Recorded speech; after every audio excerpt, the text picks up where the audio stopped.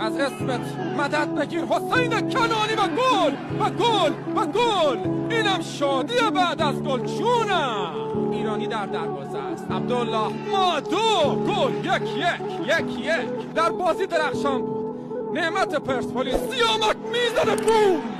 2-1 با گونزالو مارتینز گل 2-2 گل میلاد گل 3-2 عبدالرحمن احمد گل 3-3 دژ مازرونی پنالتی خواهد زد. شجاع گل. مایکون و هشبای ایرانی میگیره. اشمایکل ایرانی میگیره. پنالتی حساس علی شجاعی. یا رب نگاه کن به سرزمینم ایران.